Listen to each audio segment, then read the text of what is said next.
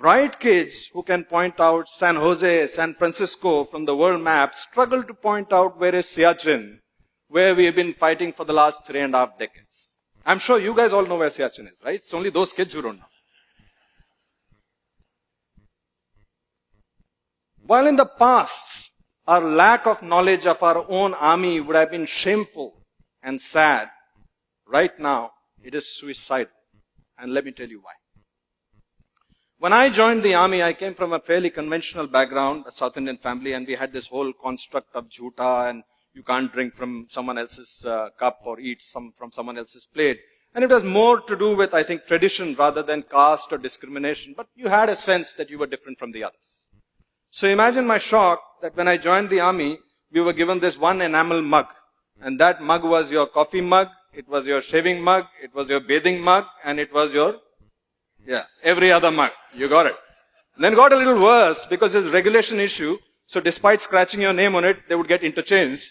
And so you could be drinking your coffee from someone else's every other mug.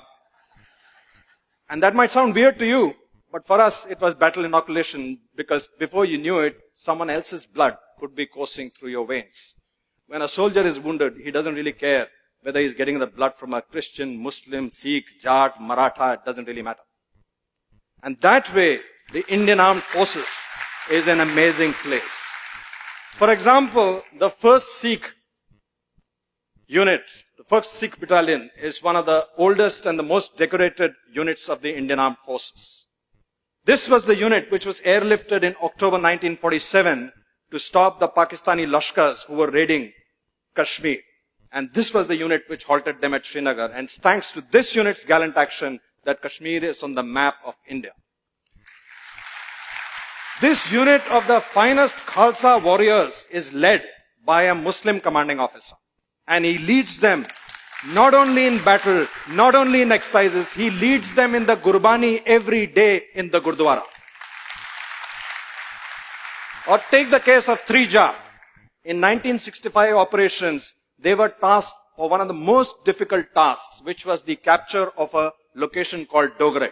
And that battle has gone down in the annals of Indian history as one of the most tough battles ever fought, because it was street to street, room to room, hand to hand. But Dogre was so pivotal for that operation that when their Anglo-Indian commanding officer, Lieutenant Colonel Desmond Hayes, spoke to his men and explained to them the importance of that particular objective, he told them that we have to be in Dogre by nightfall, dead or alive.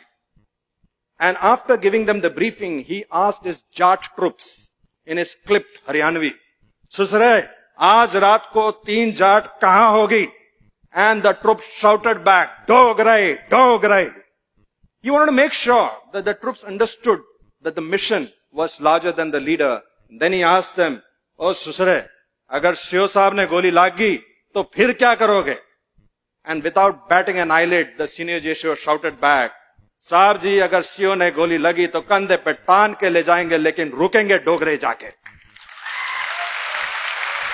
And that night, in that operation, 3 Jat, consisting of Jat troops under an Anglo-Indian commanding officer, took back Dogre not once but twice, winning 3 Mahavir Chakra, 4 Veer Chakras and 7 Sena medals in one single operation.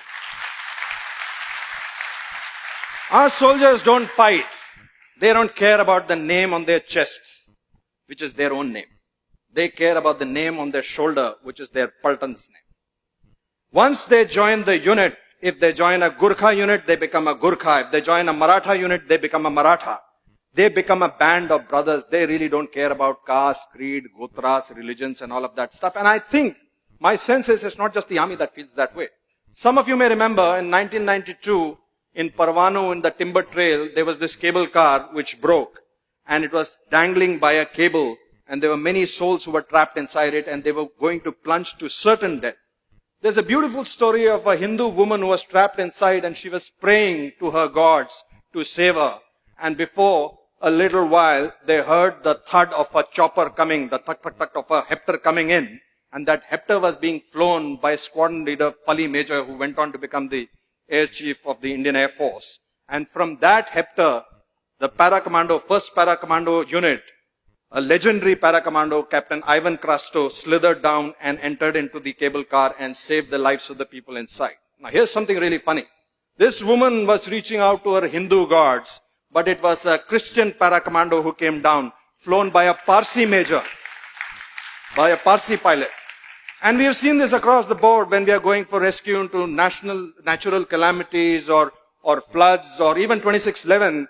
Neither the hostages, neither the people who have been rescued, nor the people who are rescuing really care about the religion, the caste, the creed, the composition of the troops who are coming to save them. I don't know how many of you know this, that in our armed forces, we don't have any mandir, masjid, gurdwara. We have what is called a Sarva Dharm Sthal, in which all the religions are prayed together. And a Maulvi will do a Pandit's job, Pandit will stand in for a Granthi. Somehow the gods don't seem to care either. But when this soldier comes back home, he gets a different world. He gets a completely different world. There his leaders, his political leaders, his religious leaders, his friends, his relatives tell him a different story. They tell him that caste is stealing away jobs. This caste is taking away reservations. That person is different from you because he eats a different kind of meat. They tell him that you have to be our caste first and an Indian later. Ladies and gentlemen, soldiers don't fight with weapons. They fight on a moral high ground. Soldiers don't go into war because they hate the enemy in the front. They go to war because they love their countrymen in the back.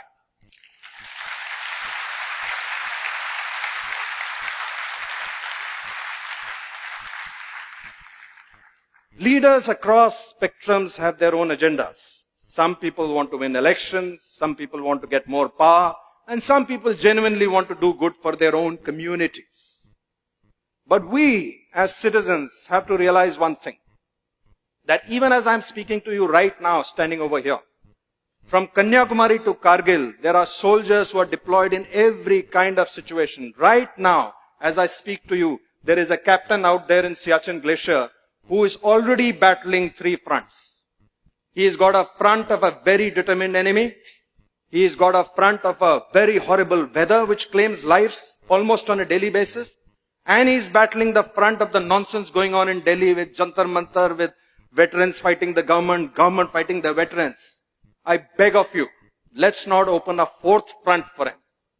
Let's not forget that the strength of this country, which is symbolized by your armed forces, is the unity of its diversity. Let's not forget that. Jai Hind! Jai Hind! Thank you. Thank you. Thank you.